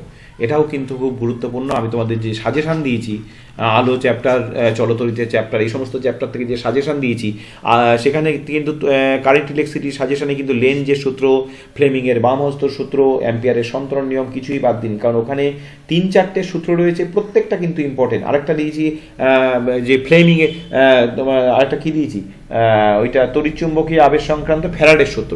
এই চারটেই কিন্তু রেডি করতে হবে, কারণ কোনটা আসবে কেউ বলতে পারে না। আর স্বাভাবিকভাবে প্রেডিকশান করে লাভ নেই। দেখা গেল তোমার 4টে আছে, তুমি 2টো পড়ে গেলে, আর ওই দুটো না এসে পরের একটা এলো, ফলে এখানে কোনো রিস্ক নিয়ে লাভ নেই, একটা কিন্তু আসবেই। তাই দেখো লেঞ্জের সূত্রটা এইটুকু তো সূত্র তো আর রচনা নয় যে তুমি তোমার মতন করে বানিয়ে লিখবে। সূত্র সেই বিজ্ঞানী লেঞ্জ যা বলে গেছেন সেটারই একটা বিবৃতি। ঠিক আছে, এই প্রসঙ্গে তোমাদের বলে দিই, যদি সূত্রটি লেখো শুধু আসে, তাহলে ব্যাখ্যা দেওয়ার কোনো প্রয়োজন নেই। যদি আসে সূত্রটি লেখো এবং ব্যাখ্যা করো, তবেই ব্যাখ্যা দেবে। দেখো এখানে আবেশ সংক্রান্ত লেঞ্জের সূত্রটি লেখো, এইটুকু লিখলেই কিন্তু তোমরা 2 পাবে। ঠিক আছে, আমাদের মাধ্যমিক পরীক্ষায় খাতা দেখার ইনস্ট্রাকশনে পরিষ্কার বলা থাকে যে সূত্রটি লিখলেই 2 নম্বর দেওয়া হবে। যদি কেউ ব্যাখ্যা করুক বা না করুক সেটা কোনো প্রশ্ন নয়। ঠিক আছে, আর এখানে তো ব্যাখ্যা চাওয়াই হয়নি। তড়িৎ চুম্বকীয় আবেশের ফলে সৃষ্ট আবিষ্ট তড়িৎ প্রবাহের অভিমুখ এমন হয় যে এটি নিজের সৃষ্টির কারণকে বাধা দেয়। এটাও মুখস্থ করে নিও, এটা আর বোঝাতে গেলাম না, অনেক সময় লেগে যাবে। চলো নেক্সট প্রশ্ন দেখি। এই প্রশ্নটা ভালো করে একটু বোঝো, এটা কনসেপচুয়াল কোয়েশ্চেন। চলো, লুইসের ধারণা অনুসারে সমযোজী বন্ধন কিভাবে গঠিত হয় একটি উদাহরণ দিয়ে লেখো। আচ্ছা, বিজ্ঞানী লুইস, জিএন লুইস পুরো নাম এনার, জিএন লুইস, ওকে, জিএন লুইস, জিএন লুইস সমযোজী বন্ধন কিভাবে গঠিত হয় তার ব্যাখ্যা দিয়েছিলেন। তিনি কি বলেছিলেন দেখো, আমি 1 2 3 করে লিখে দিয়েছি। একই মৌলের দুটি পরমাণু, যেমন হাইড্রোজেন যখন তৈরি হয় H বন্ড H, বা পৃথক মৌলের দুটি পরমাণু, যখন ধরো HCl তৈরি হচ্ছে হাইড্রোজেন ক্লোরাইড। একই মৌলের দুটি পরমাণু বা পৃথক মৌলের দুটি পরমাণু তাদের সর্ববিস্ত কক্ষের অযুগ্ম ইলেকট্রনগুলোকে ব্যবহার করে ইলেকট্রন জোড় গঠন করে। কারণ তোমরা জানো, এ একটা ইলেকট্রন দিলে ও একটা ইলেকট্রন দেয়, এ দুটো ইলেকট্রন দিলে ও দুটো ইলেকট্রন দেয়, এ তিনটি ইলেকট্রন দিলে ও তিনটি ইলেকট্রন দেয়, দিয়ে আলটিমেটলি ইলেকট্রন জোড় গঠন করে। এরকম একটা জোড় বা দুটো জোড় বা তিনটে জোড় এরকম গঠন করে, ঠিক আছে। এবার উভয় পরমাণুই ওই ইলেকট্রন জোড় বা জোড়গুলিকে সমভাবে ব্যবহার করে 8টি ইলেকট্রন দ্বারা তাদের সর্ববিস্ত ইলেকট্রনিক কক্ষ পূর্ণ করে, হাইড্রোজেন হিলিয়াম ছাড়া। কারণ হাইড্রোজেন হিলিয়ামের সর্ববিস্ত কক্ষপথে কটা ইলেকট্রন থাকে? 2টি। এইবার বন্ধনে যুক্ত ইলেকট্রন জোড় উভয় নিউক্লিয়াস দ্বারা, অর্থাৎ ধরো এ আর বি এর মধ্যে দুটো ইলেকট্রন এরকমভাবে জোড় তৈরি হয়েছে। এবার এই দুটো ইলেকট্রন জোড় এ মৌলের নিউক্লিয়াসও যেভাবে আকর্ষণ করবে, বি মৌলের নিউক্লিয়াসও সেইভাবে আকর্ষণ করবে। তাহলে উভয় নিউক্লিয়াস দ্বারা একই সঙ্গে আকর্ষিত হয়, সেজন্য দুটি নিউক্লিয়াস পরস্পরকে বন্ধনে আবদ্ধ করে, ফলে মৌল বা যৌগের অণু সৃষ্টি হয়। সুন্দর করে এখানে আমি লুইস ধারণা তোমাদের দিয়ে দিলাম, এইভাবে সমযোজী বন্ধন সৃষ্টি হয়। এবার আমি তোমাদের একটা উদাহরণ দিয়ে বুঝিয়ে দেবো। এখানে কি বোঝা গেল? আলটিমেটলি শুনে নাও, প্রত্যেকের উদ্দেশ্য তো অষ্টকপূর্তি। তাহলে যারা একই মৌলের পরমাণু যারা বন্ধন তৈরি করতে এগিয়ে আসছে তাদের মধ্যে, বা ভিন্ন মৌলের পরমাণু যারা বন্ধন তৈরি করতে এগিয়ে আসছে তাদের মধ্যে কি হয়? এক বা একাধিক ইলেকট্রন জোড় গঠন হয়। হ্যাঁ, এবং তারপর ইলেকট্রন জোড় গঠন হওয়ার পর তাদের সর্ববিস্ত কক্ষপথে কটা ইলেকট্রন হলো? ইলেকট্রন জোড় কেন গঠন করলো? উদ্দেশ্যটা অষ্টকপূর্তি। তাহলে ইলেকট্রন জোড় গঠন করার পর তোমরা তো বহু লুইস ডট ডায়াগ্রাম দেখেছো, সেখানে তো দেখতে পেয়েছো ইলেকট্রন ছাড়ার পর এ একটা দিল, ও একটা দিল, এ দুটো দিল, ও দুটো দিল, এ তিনটে দিল, ও তিনটে দিল। তারপরে কি হয়? তারপরে উভয়েরই অষ্টকপূর্তি ঘটে যায়, একমাত্র হাইড্রোজেন হিলিয়াম ছাড়া। তাই তো দেখেছো তোমরা, বহু দেখেছো। এই আজকের যে ভিডিও দিচ্ছি এখানেও Lewis dot diagram already carbon ডাইঅক্সাইডে রেখে আমি তোমাদের দেখিয়ে দিলাম। তারপরে ওই যে ইলেকট্রন জোড়টা তৈরি হয়, সেই ইলেকট্রন জোড় দুটি নিউক্লিয়াস, অংশগ্রহণকারী দুটি নিউক্লিয়াস দ্বারাই একই সঙ্গে আকর্ষিত হয়, ফলে দুটি নিউক্লিয়াস পরস্পরকে বন্ধনে আবদ্ধ করে, ফলে মৌল বা যৌগের অণু সৃষ্টি হয়। এবার একটা উদাহরণ দিয়ে চলো বুঝিয়ে দিচ্ছি। দেখো, ধরো সাপোজ HCl, H এর সর্ববিস্ত কক্ষপথে ইলেকট্রন কটা? একটা। আর Cl এর সর্ববিস্ত কক্ষপথে ইলেকট্রন কটা? 7টা। 1 2 3 4 5 6 7। বেশ, এবার এরা কি করলো? একটা ইলেকট্রন দেওয়ার ক্ষমতা তো একটা ইলেকট্রনই, তাহলে ক্লোরিনও তখন একটা ইলেকট্রন দেবে। স্বাভাবিকভাবে দেখো কি হলো, এটা দিয়েছে আর ক্লোরিন এটা দিয়েছে। এবার Cl এর থাকলো কটা? 1 2 3 4 5 7টার মধ্যে এখন 6টা থাকলো, এখনো 6টা থাকলো। এইবার দেখো কি হলো, এই যে ইলেকট্রন জোড় কটা তৈরি হলো? তাহলে এই যে মাঝখানে একটি ইলেকট্রন জোড় গঠন হলো। এই ইলেকট্রন জোড়টা এই নিউক্লিয়াস দ্বারাও আকর্ষিত হবে, এই নিউক্লিয়াস দ্বারাও আকর্ষিত হবে, ফলে মাঝখানে একটা বন্ধন তৈরি হবে। এবার দুটো ইলেকট্রন দিয়ে মনে রেখো সমযোজী এক বন্ধন তৈরি হয়, 4টে ইলেকট্রন দিয়ে সমযোজী দ্বিবন্ধন তৈরি হয়, আর 6টা ইলেকট্রন দিয়ে সমযোজী ত্রিবন্ধন তৈরি। এখানে দুটো ইলেকট্রন, তাহলে আলটিমেটলি H আর Cl এর মধ্যে সমযোজী এক বন্ধন তৈরি হবে। ক্লিয়ার? বোঝা গেল? একটা উদাহরণ দিয়ে বোঝাতে বলেছে, আমি আর বোঝাচ্ছি না, কারণ প্রচুর বোঝানো যায়। ধরো আর একটা উদাহরণ যদি দিই আমি, ধরো Cl আর Cl এর মধ্যে যদি বন্ধন হতো, তাহলে এই Cl এর 1 2 3 4 5 6 7, এই Cl এরও 1 2 3 4 5 6 7। এবার এই Cl তার একটা ইলেকট্রন এখানে দিল, এই Cl ও তার একটা ইলেকট্রন এখানে দিল, দিয়ে এবার কি হলো দেখো, মাঝখানে ইলেকট্রন কটা হলো? দুটো। তাহলে এর থাকবে 1 2 3 4 5 6, এই Cl এরও থাকবে 1 2 3 4 5 6। তাহলে এইবার দেখো, এইটাকে নিজের বলে মনে করবে, এটাকে নিজে। এইবার ভালো করে খেয়াল করো, তাহলে এই Cl এর 1 2 3 4 5 6 7 8 এরও অষ্টকপূর্তি হলো, এই Cl এর 1 2 3 4 5 6 7 8 এরও অষ্টকপূর্তি হয়ে গেল। আর দুটো Cl এর মধ্যে একটা ইলেকট্রন জোড়, তার মানে Cl বন্ড Cl। বোঝা গেল? চলো নেক্সট চলো। অথবা একটা প্রশ্ন আছে, দেখো, সোডিয়াম ক্লোরাইডের বন্ধন Na বন্ড Cl হিসেবে প্রকাশ করা যায় না কেন? Na বন্ড Cl হিসেবে প্রকাশ করে, এক্ষুনি যেহেতু তোমাদের আমি HCl দেখালাম, সেখানে দেখালাম কি দেখালাম? H বন্ড Cl, সে কিন্তু NaCl এর ক্ষেত্রে প্রকাশ করা যাচ্ছে না। কেন যাচ্ছে না বলে দিই। সোডিয়াম তার সর্ববিস্ত কক্ষপথ ইলেকট্রন কটা? 2, 8, 1। আর Cl তার সর্ববিস্ত কক্ষপথ ইলেকট্রন কত? 2, 8, 7। এবার সোডিয়াম কি করে? অষ্টকপূর্তি দেখানোর জন্য এই একটা ইলেকট্রন ছেড়ে দেয়, দিয়ে Na+ গঠন করে, তখন তার ইলেকট্রন বিন্যাস 2, 8 হয়। এটা নিকটবর্তী নিয়নের ইলেকট্রন বিন্যাসের রূপ লাভ করে। ঠিক একই রকমভাবে এর বর্জিত ইলেকট্রন দিয়ে ক্যাটায়ন উৎপন্ন করে। এর বর্জিত ইলেকট্রনটা ক্লোরিন গ্রহণ করে, তার সর্ববিস্ত কক্ষপথে 7টা ছিল, তাহলে 8টা হয়ে গেল। তাহলে 1 2 3 4 5 6 7 আর এর একটা ইলেকট্রন 8, তাহলে এটা মাইনাস হলো কারণ একটা ইলেকট্রন গ্রহণ করেছে, অ্যানায়ন উৎপন্ন করলো। এর তখন ইলেকট্রন বিন্যাস হলো 2,8,8। তাহলে এটা নিকটবর্তী আর্গনের ইলেকট্রন বিন্যাস লাভ করলো, তাই তো? তাহলে এই যে Na প্লাস আর Cl মাইনাস এই দুটো বিপরীতধর্মী আয়নের মধ্যে কি কাজ করে? শুধুমাত্র স্থির তড়িৎ আকর্ষণ বল কাজ করে, স্থির তড়িৎ আকর্ষণ বল কাজ করে। কোনো প্রকার ইলেকট্রন জোড় কিন্তু এখানে ব্যবহার হলো না। একটু আগেই তোমাদের আমি বোঝালাম সমযোজী বন্ধনে ইলেকট্রন জোড় তৈরি হয় এবং সেই ইলেকট্রন জোড়কে উভয় নিউক্লিয়াস দ্বারাই আকর্ষণ করে, যে কারণে মাঝখানে একটা বন্ধন সৃষ্টি হয়, যেটাকে প্রকৃতপক্ষে একটা বন্ধন বলি। কিন্তু এখানে Na প্লাস আর Cl মাইনাসের মধ্যে কিন্তু সেই রকমভাবে প্রকৃতপক্ষে কোনো বন্ধন সৃষ্টি হলো না। এখানে শুধুমাত্র এই বিপরীতধর্মী আয়নের মধ্যে একটা আকর্ষণ কাজ করে মাত্র। ফলে NaCl-কে আমরা অণু বলতে পারছি না, এটাকে অণু বলতে পারছি না, এটা দুই বিপরীতধর্মী আয়নের পাশাপাশি অবস্থান করা মাত্র। তাই NaCl Na প্লাস আর Cl এর মধ্যে যেহেতু কোনো বন্ধন সৃষ্টি হচ্ছে না, তাই আমরা এদের Na বন্ড Cl, Na বন্ধন Cl এইভাবে প্রকাশ করতে পারি না। ক্লিয়ার? চলো নেক্সট 3.6। একটি তরল ও একটি কঠিন সমযোজী মৌলের উদাহরণ দাও। একটি তরল সমযোজী মৌল, তরল সমযোজী মৌল কি হবে? তরল সমযোজী মৌল দেখো ফ্লোরিন, ক্লোরিন, ব্রোমিন, আয়োডিন। এখানে আমরা জানি ফ্লোরিন, ক্লোরিন গ্যাসীয়, ব্রোমিন তরল, তাহলে আমরা লিখতে পারি ব্রোমিন, কারণ তোমরা জানো ব্রোমিন একটি সমযোজী মৌল বলেছে। কিন্তু ভালো করে খেয়াল করো, সমযোজী মৌল এখানে কিন্তু গুলিয়ে ফেলানো। অনেক স্টুডেন্ট এসে হইচই করে তরল সমযোজী, যেই দেখবে তরল সমযোজী জল লিখে দিয়ে চলে যাবে, সঙ্গে সঙ্গে উত্তর জল। কিন্তু জল তো আর মৌল নয়, জল তো যৌগ। তাহলে যেহেতু বলেছে তরল সমযোজী মৌল, তাহলে ব্রোমিন হবে, কারণ আমরা জানি ফ্লোরিন, ক্লোরিন গ্যাসীয় অবস্থা থাকে, ব্রোমিন তরল থাকে, আর আয়োডিন কঠিন হয়, তাহলে ব্রোমিন লিখতে পারি। ঠিক আছে? আচ্ছা, আরেকটা কি বলেছে? কঠিন সমযোজী মৌল। কঠিন সমযোজী মৌল আমরা লিখতে পারি আয়োডিন। হ্যাঁ, আয়োডিন কঠিন অবস্থায় থাকে। ভাবলে অনেক কিছু লেখা যায়, এই মুহূর্তে আমার মাথায় এই দুটো এলো তাই আমি লিখলাম। ঠিক আছে? আয়োডিন কঠিন সমযোজী মৌল আর ব্রোমিন তরল সমযোজী মৌল। চলো এবার দেখো জলীয় 3.7 জলীয় কপার সালফেট দ্রবণের মধ্যে H2S গ্যাস চালনা করলে কি ঘটে? সমিত রাসায়নিক সমীকরণ সহ লেখো। এটা কিন্তু ইম্পর্টেন্ট কোয়েশ্চেন। ওকে, H2S, তাহলে এটা H2S এর শনাক্তকরণ পরীক্ষাও বটে। দেখো নীল বর্ণের কপার সালফেটের জলীয় দ্রবণে H2S গ্যাস চালনা করলে কালো রঙের কিউপ্রিক সালফাইড অধক্ষিপ্ত হয় এবং দ্রবণে H2S ফল উৎপন্ন হয়, ফলে দ্রবণটি বর্ণহীন হয়ে যায়। তাহলে কি হলো? কপার সালফেট নীল বর্ণের, তোমরা জানো কপার সালফেট নীল বর্ণের হয়, এর মধ্যে H2S চালনা করলে কিউপ্রাস সালফাইড অধক্ষিপ্ত হয়ে গেল এবং H2S ফল উৎপন্ন হলো। ঠিক আছে?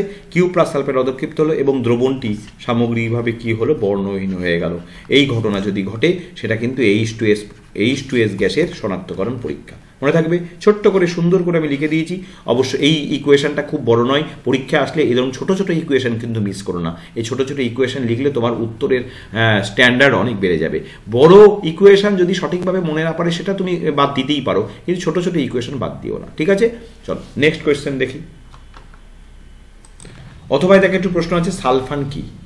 এটা খুব ইম্পর্টেন্ট একটি অবজেক্টিভ। 100% ওলিয়ামকে বলে সালফান। ওকে, 100% ওলিয়ামকে বলে সালফান, মনে রেখো 100% ওলিয়ামকে বলে সালফান। নেক্সট, কপার ও অ্যালুমিনিয়ামের একটি করে ব্যবহার লেখো। 3.8 কপারের ব্যবহার। কপারের হচ্ছে বৈদ্যুতিক তার নির্মাণে ব্যবহার করা, একটি করে ব্যবহার লিখব। বৈদ্যুতিক তার নির্মাণ, ওকে, বৈদ্যুতিক তার নির্মাণে ব্যবহার করা হয়। অ্যালুমিনিয়ামের ব্যবহার, অ্যালুমিনিয়ামের প্রচুর ব্যবহার রয়েছে। অ্যালুমিনিয়াম তড়িতের সুপরিবাহী, যে কারণে অ্যালুমিনিয়ামকে কি করা হয়? বৈদ্যুতিক, এটাকেও বৈদ্যুতিক, তবে একটু আলাদা করে লিখবো প্যাকিং ফয়েল।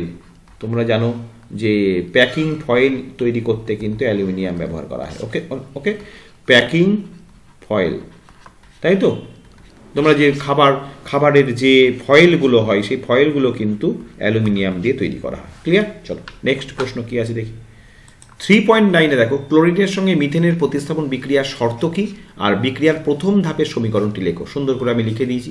দেখো, অতি বেগুনি রশ্মি বা বিক্ষিপ্ত সূর্যালোকের উপস্থিতিতে মিথেনের সঙ্গে ক্লোরিনের বিক্রিয়ায় মিথেনের হাইড্রোজেন পরমাণুগুলো একটি একটি করে ক্লোরিন পরমাণু দ্বারা প্রতিস্থাপিত হয়ে যথাক্রমে methyl chloride, methylene chloride, chloroform এবং শেষে কার্বন টেট্রাক্লোরাইড উৎপন্ন করে। ওকে, এবং প্রথম ধাপের সমীকরণটা আমি লিখে দিয়েছি মিথেন। এখানে দেখো 4টে প্রতিস্থাপনযোগ্য হাইড্রোজেন আছে Cl2 এর সঙ্গে বিক্ষিপ্ত সূর্যালোকে বা অতিবেগুনি রশ্মির উপস্থিতিতে বিক্রিয়া করলো, প্রতিস্থাপন বিক্রিয়া কিন্তু এইগুলো প্রত্যেকটা কি করলো, একটা সিএল এসে এখান থেকে একটা হাইড্রোজেনকে প্রতিস্থাপিত করে দিল। তাহলে এখানে 4টে হাইড্রোজেন আছে, তাই তো, মিথেনে 4টে হাইড্রোজেন আছে, একটা সিএল এসে একটা হাইড্রোজেনকে সরিয়ে দিয়ে নিজে সে জায়গায় বসলো। তাহলে এখন কটা হাইড্রোজেন দেখো, 3টে হাইড্রোজেন, আর একটা হাইড্রোজেনের জায়গায় কে বসেছে, সিএল। তাহলে কি তৈরি হয়েছে, তৈরি হয়েছে CH3Cl। বোঝা গেল ব্যাপারটা? সমীকরণটা আমি লিখে দিয়েছি। এবং মূল ব্যাপারটা, শর্তটা কি, শর্ত হচ্ছে অতি বেগুনি রশ্মির প্রভাবে বা বিক্ষিপ্ত সূর্যালোকের উপস্থিতিতে মিথেনের সঙ্গে ক্লোরিনের বিক্রিয়াটা ঘটাতে হবে। সরাসরি সূর্যালোকের সঙ্গে মিথেনের যদি বিক্রিয়া ঘটাও, মিথেনের সঙ্গে ক্লোরিনের বিক্রিয়া ঘটাও, তাহলে কিন্তু এটা হবে না, তাহলে অন্য যৌগ তৈরি হয়ে যাবে এবং বিস্ফোরণ ঘটার সম্ভাবনা থাকে। ঠিক আছে, চলো নেক্সট প্রশ্ন কি আছে দেখি। দেখো পরের প্রশ্ন বলছে, অথবা ইথানলের সঙ্গে ধাতব সোডিয়ামের বিক্রিয়ায় কি ঘটে সমিত রাসায়নিক সমীকরণ সহ লেখো। আচ্ছা, ইথানল অর্থাৎ C2H5OH কি করে, তীব্র তড়িৎ ধনাত্মক সোডিয়ামের সাথে বিক্রিয়া করে কি উৎপন্ন করে, বিক্রিয়া করে সোডিয়াম ইথক্সাইড গঠন করে। আমি বিক্রিয়াটা লিখে দিচ্ছি, সোডিয়াম ইথক্সাইড গঠন করে এবং হাইড্রোজেন গ্যাস উৎপন্ন হয়,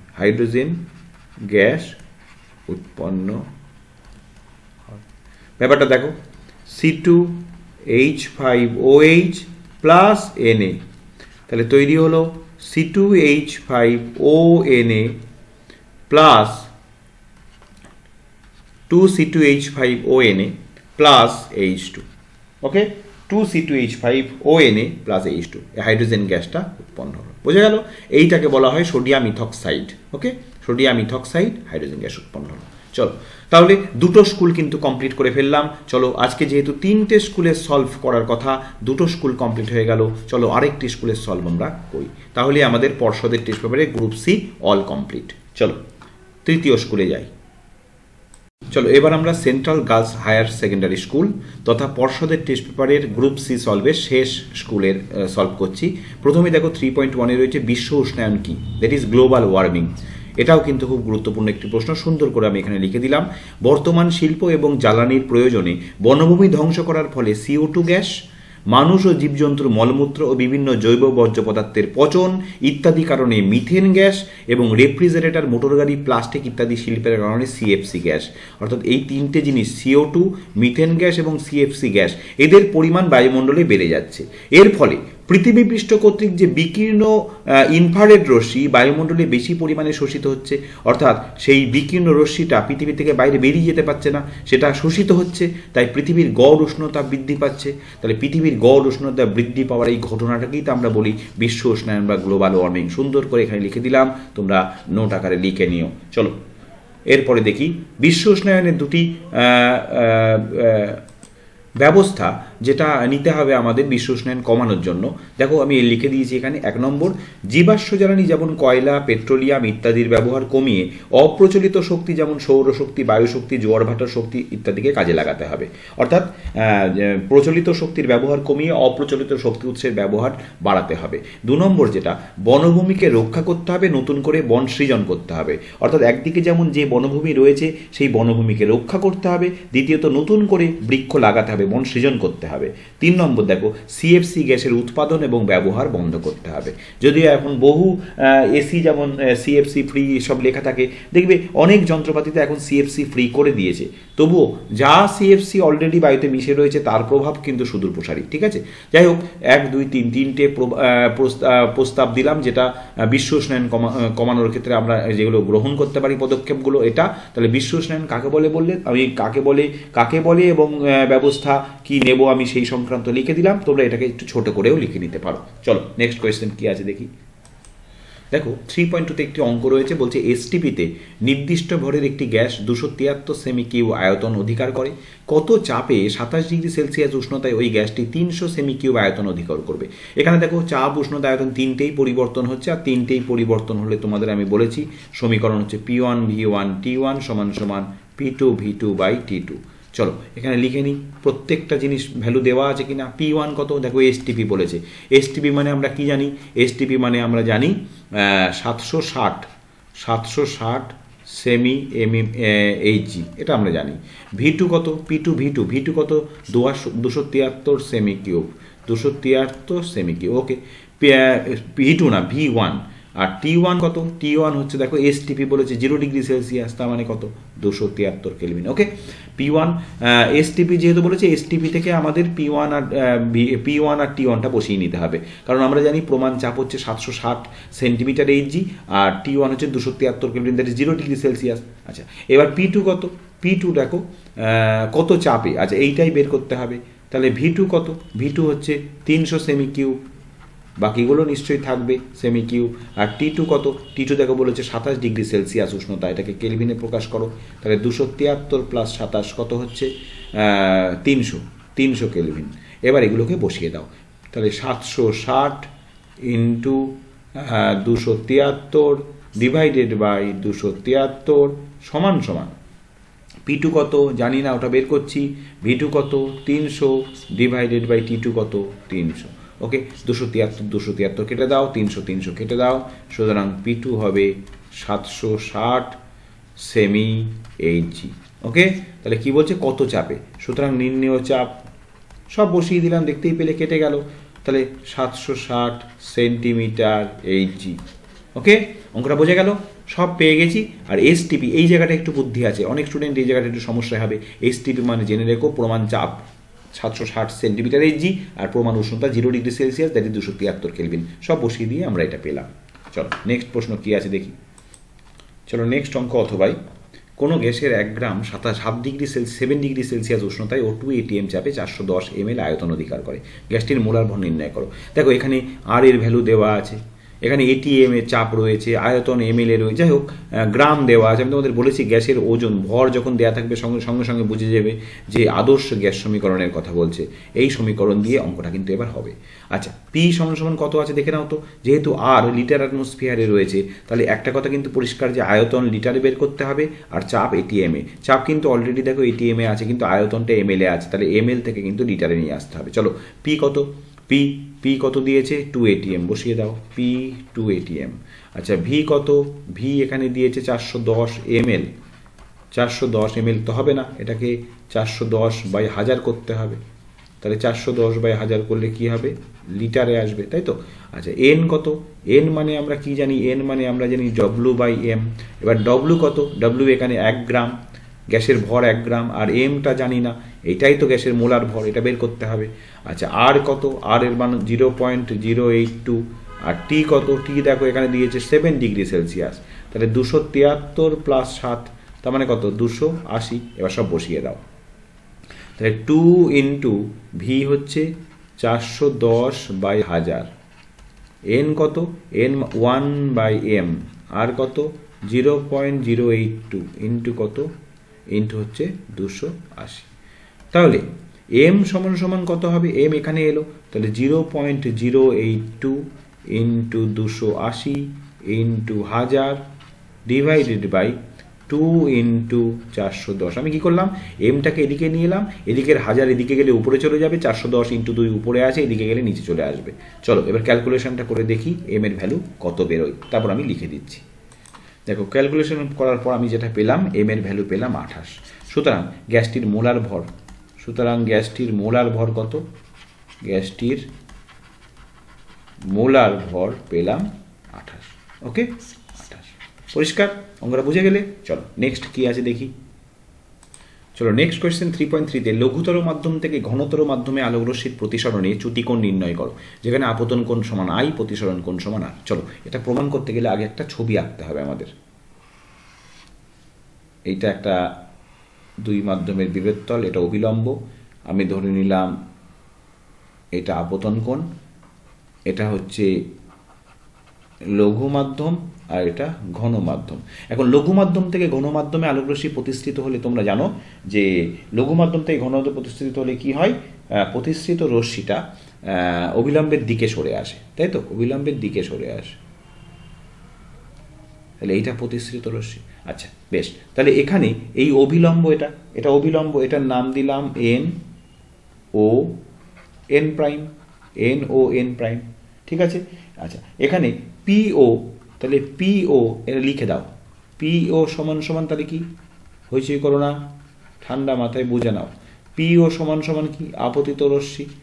আর ও ও কিউ, এটা নাম দাও ও কিউ, তাহলে ও কিউ সমান সমান কি রশ্মি, প্রতিসৃত রশ্মি, ও কিউ সমান সমান প্রতিসৃত রশ্মি। ওকে, আর দুই মাধ্যমের বিভেদ তল এটা।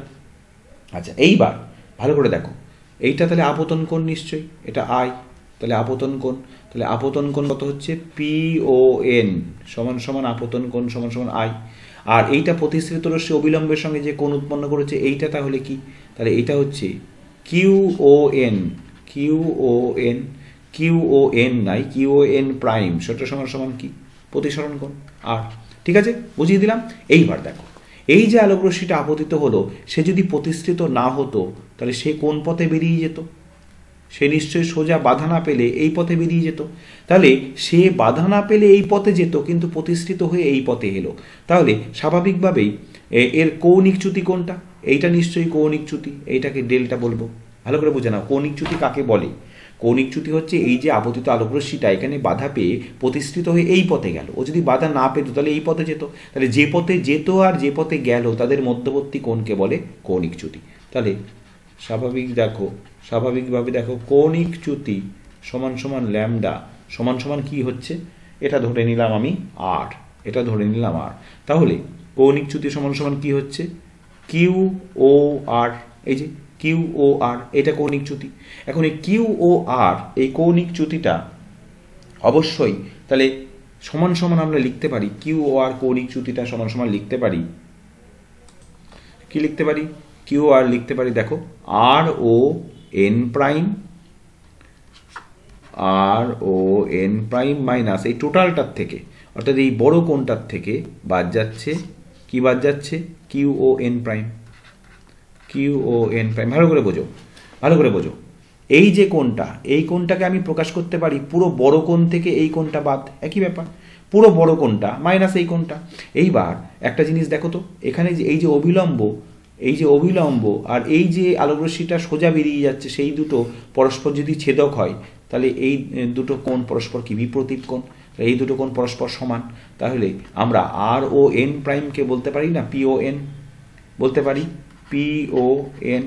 সুতরাং চ্যুতি ডেল্টা সমান সমান P O N minus Q O N prime, এটা সমান সমান কি গো, তখন বললে তো প্রতিসরণ কোণ বলা হতো, কিউ ও এন প্রাইম এটাই তো প্রতিসরণ কোণ, তাহলে ডেল্টা সমান সমান কি দাঁড়ালো আই মাইনাস আর। ভালো করে বুঝে নাও, পি ও এন, এই যে পি ও এনটা হচ্ছে আপতন কোণ I minus Q O N prime এটা কি প্রতিসরণ কোণ আর।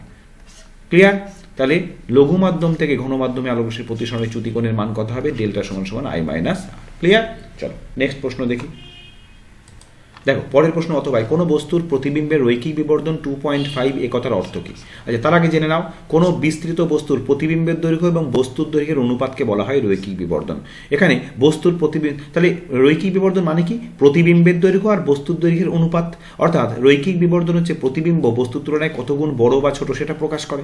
এখানে দেখো বলছে বস্তুর প্রতিবিম্বের রৈখিক বিবর্ধন 2.5, তাহলে এ কথার অর্থ কি, এ কথার অর্থ হচ্ছে প্রতিবিম্বটা বস্তুর সাপেক্ষে 2.5 গুণ বড়, তাই তো। রৈখিক বিবর্ধন এম সমান সমান প্রতিবিম্বের দৈর্ঘ্য বাই বস্তুর দৈর্ঘ্য, সেটা সমান সমান 2.5, তার মানে প্রতিবিম্বের দৈর্ঘ্যটা বস্তুর দৈর্ঘ্য অপেক্ষা 2.5 গুণ কি বড়, অর্থাৎ প্রতিবিম্বের দৈর্ঘ্য বাই বস্তুর দৈর্ঘ্য সমান সমান 2.5। বোঝা গেল ব্যাপারটা? চলো নেক্সট প্রশ্ন দেখি। আচ্ছা এবার দেখো 3.4 তড়িৎচালক বল ও বিভব প্রভেদের মধ্যে একটি করে সাদৃশ্য একটি করে বৈসাদৃশ্য উল্লেখ করো। প্রথমে সাদৃশ্য লিখি। সাদৃশ্য কি, সাদৃশ্য হচ্ছে উভয়ের কারণেই, উভয় লিখব না এখানে, তড়িৎচালক বলের কারণে, তড়িৎচালক বলের কারণে কি হয়, তড়িৎ প্রবাহ হয়, তড়িৎচালক বলের কারণে তড়িৎ প্রবাহ ঘটে, এটা সাদৃশ্য। আবার বিভব প্রভেদের কারণে, বিভব প্রভেদের কারণে কি হয়, তড়িৎ প্রবাহ ঘটে, তাই তো তড়িৎচালক বল আর তড়িৎচালক বল আছে বলেই তো তড়িৎ প্রবাহ ঘটে, আবার বিভব প্রভেদ আছে বলেই তো তড়িৎ প্রবাহ ঘটে। এটা একটা সাদৃশ্য হতে পারে। আর একটা সাদৃশ্য, দুটোরই তড়িৎচালক বলেরও এসআই একক কি, এরও এসআই একক ভোল্ট, আবার এরও এসআই একক কি, এরও এসআই একক ভোল্ট। তাহলে এই দুটো হচ্ছে সাদৃশ্য বলতে পারি। বৈসাদৃশ্য কি, তড়িৎচালক বল মাপার যন্ত্রের নাম কি, পোটেনশিওমিটার। পোটেনশিওমিটার, তড়িৎচালক বল মাপা হয় পোটেনশিওমিটার। আরও অনেক পার্থক্য রয়েছে, পার্থক্যের সংখ্যায় অনেক বেশি। আর বিভব প্রভেদ মাপা হয় কি দিয়ে, ভোল্টমিটার। ওকে, বিভব প্রভেদ মাপা হয় ভোল্টমিটার। তাহলে ভোল্টমিটার যন্ত্রের সাহায্যে বিভব প্রভেদ মাপা হয়, আর পোটেনশিওমিটার নামক যন্ত্রের সাহায্যে তড়িৎচালক বল মাপা হয়। ওকে, চলো নেক্সট প্রশ্ন দেখি। নেক্সট কোয়েশ্চেন দেখো 3.5 সমযোজী এবং তড়িৎযোজী যোগের দুটি পার্থক্য লেখো। এটা রিপিট কোয়েশ্চেন লেখা আছে, অলরেডি এই ভিডিওতেই আমি সমযোজী তড়িৎযোজী যোগের পার্থক্য তোমাদের লিখে দিয়েছি, বুঝিয়ে দিয়েছি। চলো নেক্সট প্রশ্ন দেখি। তারপরে 3.6 দেখো CO2 অণুর লুইস ডট ডায়াগ্রাম দেখাও। সেটাও এই ভিডিওতেই রয়েছে। আগের স্কুলগুলোতে CO2 অণুর লুইস ডট ডায়াগ্রাম আমি তোমাদের প্রথম স্কুলটাতে রয়েছে, এঁকে দিয়েছি, যে কারণে ভিডিওটা একই ভিডিওতে দুটো একই জিনিস বোঝানোর কোনো মানে নেই। চলো নেক্সট প্রশ্ন দেখি। আচ্ছা, অথবা এই প্রশ্নটা আমি তোমাদের বোঝাবো। অথবা দেখো, দেখাও যে এফ আয়নীয় বন্ধন গঠন করে সোডিয়ামের সঙ্গে, কিন্তু সমযোজী বন্ধন গঠন করে এইচের সঙ্গে। আচ্ছা, এফ তাহলে কি বলছে, এফ কি করছে, এফ সোডিয়ামের সঙ্গে আয়নীয় বন্ধন গঠন করছে, এফ সোডিয়ামের সঙ্গে আয়নীয় বন্ধন গঠন করছে, আর এফ কি করছে, হাইড্রোজেনের সঙ্গে কি করছে, সমযোজী বন্ধন গঠন করছে। চলো দেখাতে হবে এটা। আচ্ছা, তার আগে দেখো সোডিয়ামের ইলেকট্রন বিন্যাসটা দেখে নাও, 2,8,1, আর এফ এর ইলেকট্রন বিন্যাসটা দেখে নাও, এফ এর কত, 2,7। ওকে, আবার দেখো এখানে হাইড্রোজেনের ইলেকট্রন বিন্যাস কত, 1, আর এফ এর ইলেকট্রন বিন্যাস কত, 2,7।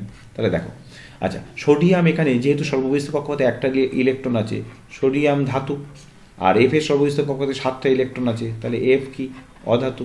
আচ্ছা বেশ, এখানে হাইড্রোজেন সর্ববিস্ত একটা ইলেকট্রন থাকার জন্য হাইড্রোজেন অধাতু। আবার দেখো এফ এর সর্ববিস্ত কক্ষপথে 7টা ইলেকট্রন থাকার জন্য এফও অধাতু।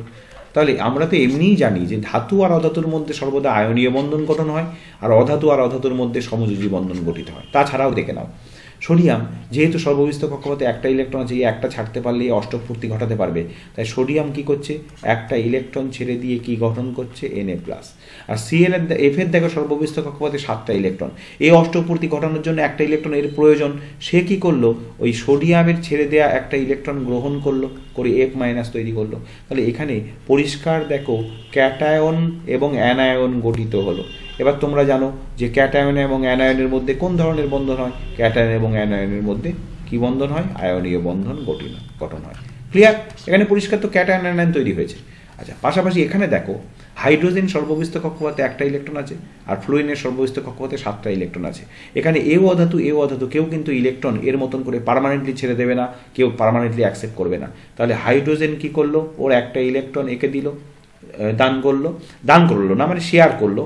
ঠিক একই রকমভাবে এফ এর সর্ববিস্ত কক্ষপথে 7টা ইলেকট্রন ছিল, 1, 2, 3, 4, 5, 6, 7। ও কি করলো, ওর ওই ইলেকট্রনটা শেয়ার করলো। আচ্ছা, এটা পরে দেখাচ্ছি, আগে দেখো এক লাইন করে দেখে নাও। এ আছে, এরপরে কি করলো, হাইড্রোজেন ওর ইলেকট্রনটা শেয়ার করলো, ফ্লোরিনও একটা ইলেকট্রন দিল। তাহলে ফ্লোরিনের এখন থাকলো 1, 2, 3, 4, 5, 6। এইবার দেখো, ব্যাস, এবার দেখো হাইড্রোজেন সর্ববিস্ত কক্ষপথে 2টো ইলেকট্রন, ফ্লোরিনের সর্ববিস্ত কক্ষপথে 8টা ইলেকট্রন। তাহলে কি করলো, হাইড্রোজেন তো তোমরা জানো সর্ববিস্ত কক্ষপথে 2টো ইলেকট্রন থাকলেই যথেষ্ট, ও স্থায়ী হয়, আর ফ্লোরিনের 8টা। তাহলে এখানে ইলেকট্রন জোড় গঠনের মাধ্যমে বন্ধন তৈরি করলো। তাহলে এই বন্ধন কি বন্ধন, তোমরা তো জানো ইলেকট্রন জোড় গঠনের মাধ্যমে বন্ধন মানে সমযোজী বন্ধন। ক্লিয়ার, চলো নেক্সট প্রশ্ন দেখি। 3.7 একটা সুন্দর প্রশ্ন, সুন্দর করে লিখে দিলাম এবং খুব গুরুত্বপূর্ণ। H2S কে শুষ্ক করতে পোড়া চুন ব্যবহার করা হয় না কেন? দেখো ক্যালসিয়াম অক্সাইড বা পোড়া চুন যেটাকে আমরা বলছি, সেটা হচ্ছে নিরোধক ক্ষারধর্মী পদার্থ। ভালো করে দেখো, ক্যালসিয়াম অক্সাইড হচ্ছে ক্ষারধর্মী পদার্থ, তাই অ্যাসিডধর্মী H2S গ্যাসকে CaO দ্বারা শুষ্ক করতে গেলে এরা পরস্পর বিক্রিয়া করে ক্যালসিয়াম সালফাইড এবং জল উৎপন্ন করে। তাই CaO দ্বারা H2S কে শুষ্ক করা যায় না, বিক্রিয়াও দিয়ে দিয়েছি। CaO প্লাস H2S সমান CaS প্লাস H2। তাহলে কি বললাম, আমি তোমাদের বহুবার বুঝিয়েছি যে অ্যাসিডধর্মী কোনো পদার্থকে শুষ্ক করতে ক্ষার ব্যবহার করা যাবে না। আবার ক্ষারধর্মী কোনো পদার্থকে শুষ্ক করতে অ্যাসিড জাতীয় কোনো পদার্থ ব্যবহার করা যাবে না। অর্থাৎ একটা উদাহরণ দিই, যেমন হাইড্রোজেন সালফাইড। হাইড্রোজেন সালফাইডকে যেহেতু হাইড্রোজেন সালফাইড অ্যাসিড ধর্মী, তাহলে একে হাইড্রোজেন সালফাইডকে শুষ্ক করতে কিন্তু অ্যাসিড ধর্মী কোনো পদার্থ ব্যবহার করা যাবে না। ক্লিয়ার? হাইড্রোজেন সালফাইড অ্যাসিড ধর্মী, তাহলে একে শুষ্ক করতে অ্যাসিড ধর্মী না, একে শুষ্ক করতে ক্ষার ধর্মী কোনো পদার্থ ব্যবহার করা যাবে না।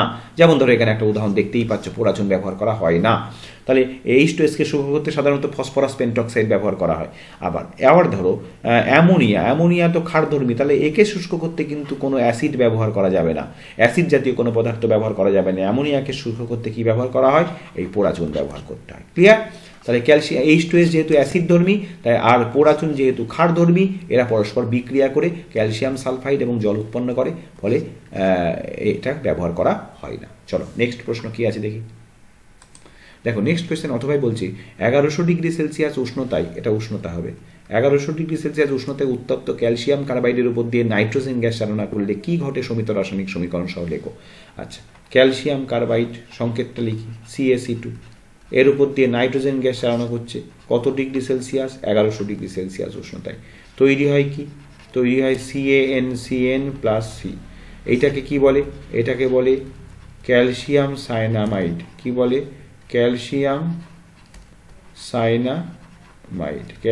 Cyanamide plus carbon. এই ক্যালসিয়াম সায়ানামাইড প্লাস কার্বনের ধূসর মিশ্রণকে বলে কি বলে? নাইট্রোডিন।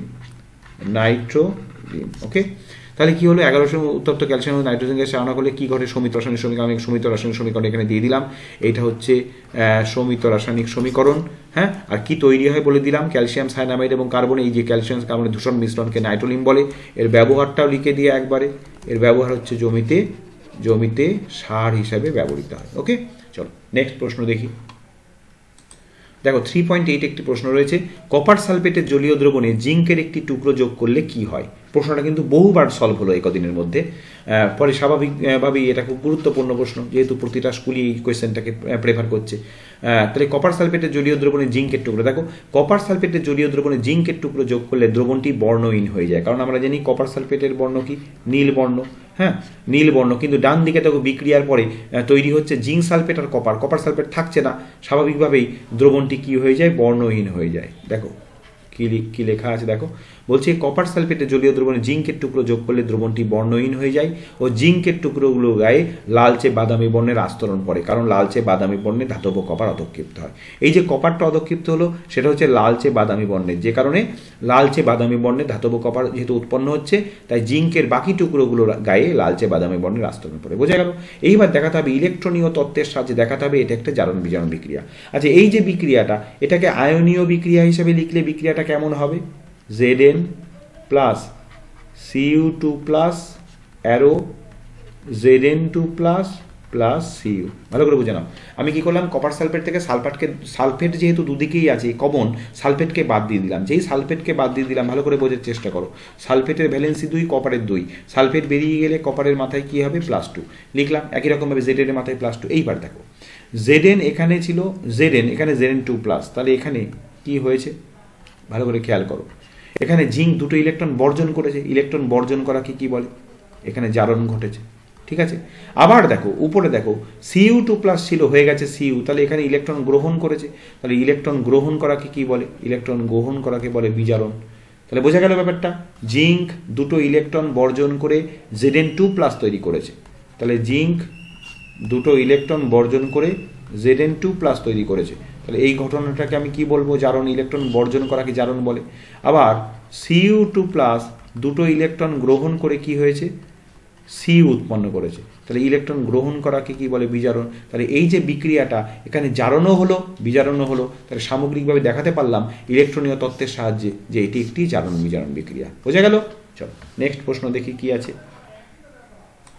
দেখো খুব সুন্দর করে লিখে দিলাম তোমাদের আমি এই প্রশ্নের উত্তরটাই। প্রশ্নটা কিন্তু গুরুত্বপূর্ণ। অ্যালুমিনিয়াম পাত্রে মোড়া আচার বা চাটনি খাওয়া উচিত নয় কেন? এটা আমি তোমাদের সাজেশনেও দিয়েছি।